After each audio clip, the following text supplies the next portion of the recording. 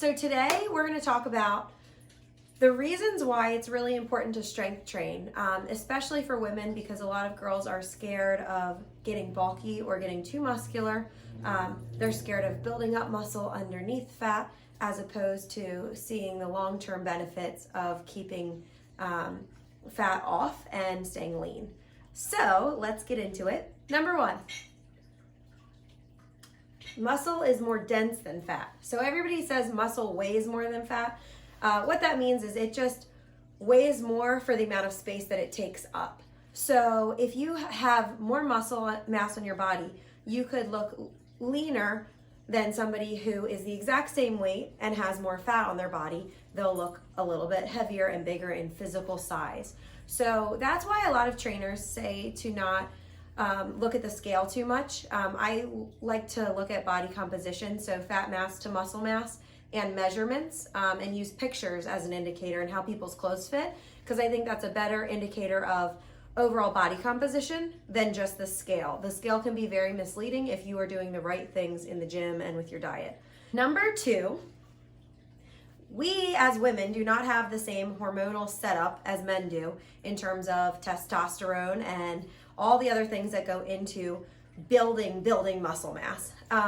Diet is a huge component, but for the average person, you're not eating enough proteins, carbohydrates, additional steroid supplements to be able to gain weight at the rate at which you see like a physique competitor maybe who is a female who looks really muscular.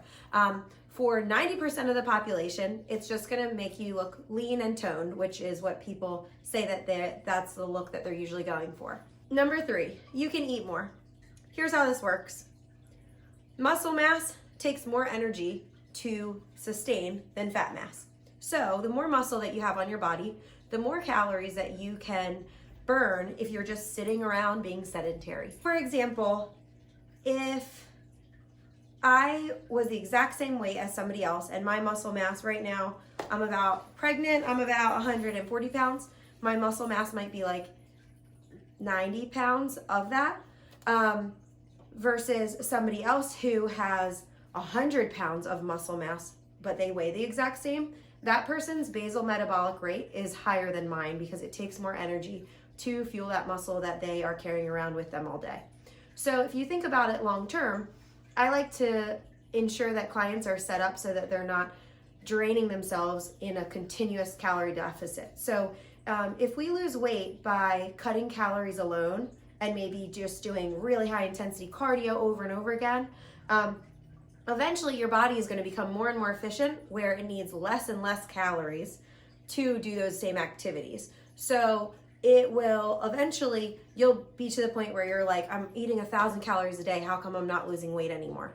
You're probably going to see a really big drop at first, but then your body is going to get used to that and then plateau because you're becoming more efficient. I'm actually making my body less efficient by needing to use more calories to sustain my muscle, which means I can eat more and stay the same size. 4, bone density.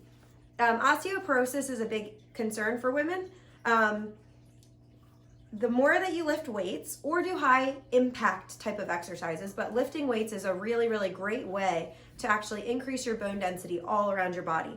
So putting that load and resistance on a muscle is also putting that load on that bone, and it has to adapt by becoming more dense, which will help you long term in terms of not injuring yourself, not being at as high of a risk for broken bones if you have a fall as you get older.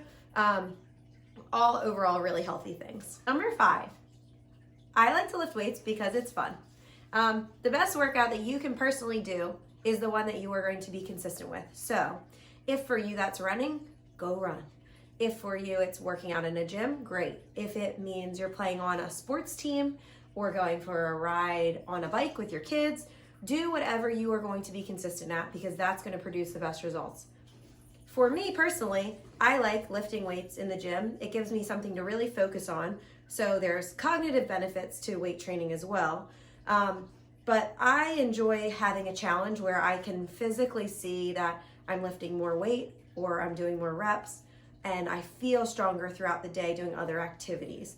That feeling is something I really like, just like some people love the feeling of a runner's high. So if you strength train, I always tell people that I start to train to give me a month. If I'm training them 3 or 4 days a week, give me 1 month for your body to learn how to adapt and recover a little bit better. I'm not trying to beat anybody up to where they're in pain, but your body's gonna hurt and ache as it's learning what's going on here. You're giving it a stressor that it's not used to if you've never lifted weights before. So you shouldn't lift above your level. You shouldn't go crazy heavy when you're just getting started, but you're gonna be sore. So give yourself rest time, drink lots of water.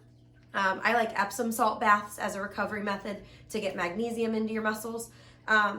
So rest and give it time because your body will adapt if you are consistent. So usually about a month in, my clients start to really feel good from the results of the strength training as opposed to the initial feelings of discomfort and really bad soreness. That's all for today. Stay tuned for more fit tip videos like this. We're really lucky in Delaware, at least, that the weather is beautiful right now. So get outside, play with your family, try to look for the positive in life as we get to enjoy a little bit of time off from work. If you like this video, please give it a thumbs up and subscribe and tell your friends. I'm hoping to do more and more of this so that I can help people all over as opposed to just the clients that I see during the work hours.